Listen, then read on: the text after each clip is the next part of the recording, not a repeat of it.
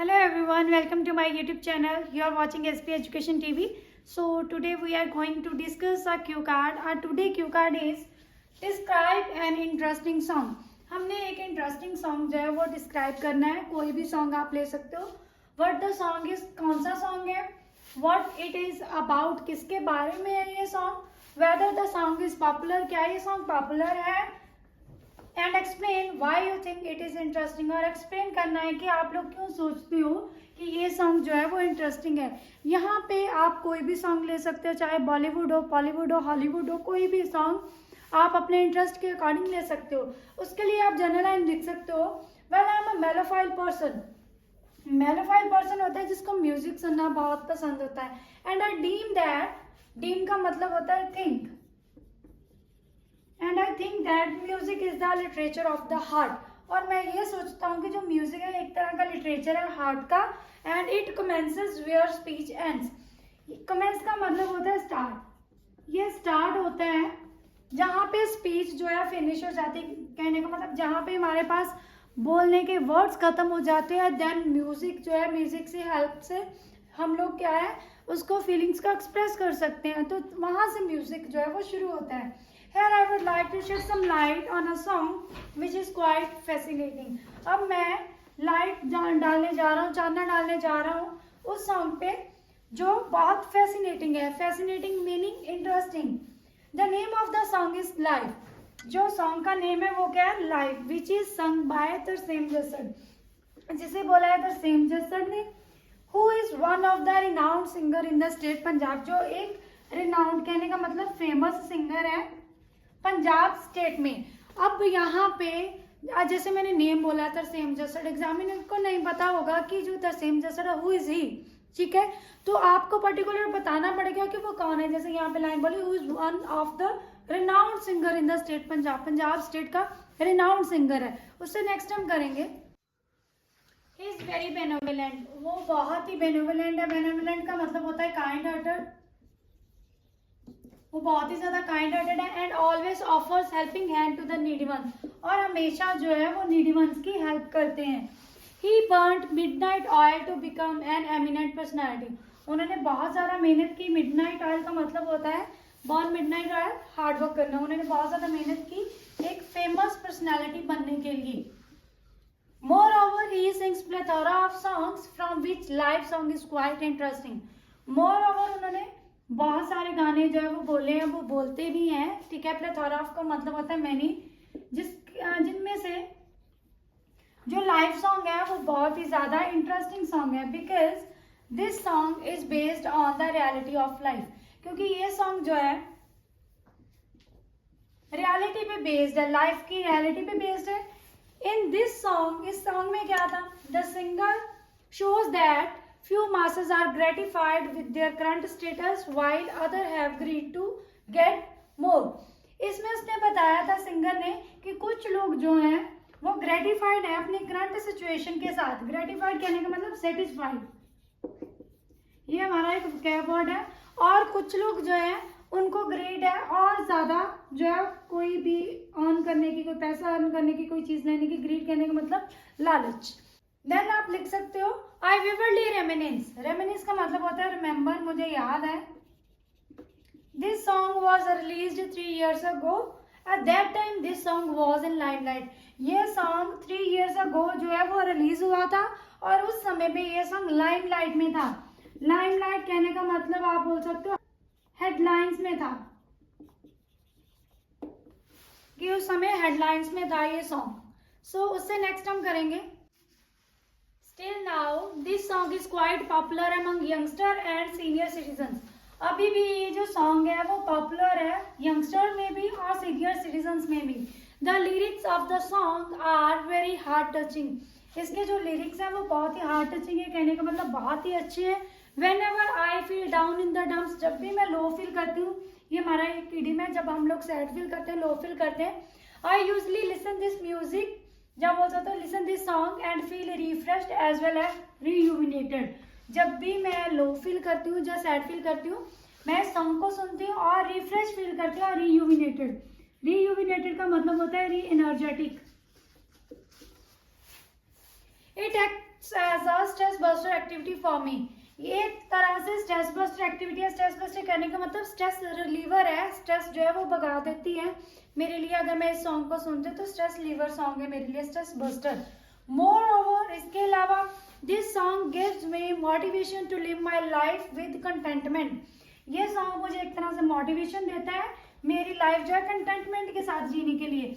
Containment एक state होती है, state of happiness and satisfaction. मतलब अगर आप सेटिस्फाइड हो अपनी लाइफ के साथ या किसी चीज के साथ और खुश हो तो वहां पे आप कंटेंटमेंट वर्ड यूज कर सकते हो।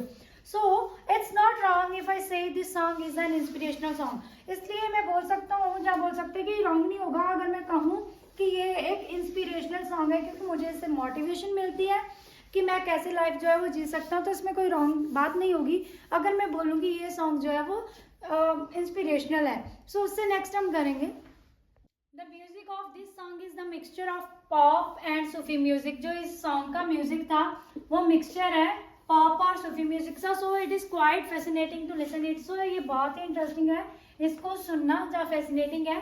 To cap it all, this is an interesting song which I often listen. तो आप ये इडियम जो है वो एंडिंग के लिए यूज करोगे एट द लास्ट जब हम बोलते हैं तो आप बोल सकते हो टू कैप इट ऑल। ये एक इंटरेस्टिंग सॉन्ग है जो मैं अक्सर जो है वो सुनती हूँ या सुनता हूँ। सो ये था हमारा आज का क्यू कार्ड। सो चलिए अब हम करते हैं इसके follow up questions. First question is why are many music competition popular in India. बहुत सारे म्यूजिक कॉम्पिटिशन जो है वो पॉपुलर क्यों है इंडिया में। तो आप इसका रीजन लिख सकते हो। Well, India is the land of music. India एक जो है धरती है म्यूजिक की। And there are couple of reason behind this, और इसके पीछे कपल ऑफ रीजन है। The first one is music competition is the best platform for the budding artist to showcase their musical skills. पहला जो है वो क्या है कि जो म्यूजिक कॉम्पिटिशन है ये एक बेस्ट प्लेटफॉर्म है बडिंग आर्टिस्ट के लिए। बडिंग आर्टिस्ट होते हैं जो अभी उभरे हुए आर्टिस्ट, जो अभी न्यूली उन्होंने पैर ही धरा हो, कहने का मतलब किसी में एंट्री की हो किसी भी फील्ड में, तो उनके लिए बेस्ट प्लेटफॉर्म है अपना टैलेंट, म्यूजिकल स्किल्स जो है वो शो करने के लिए।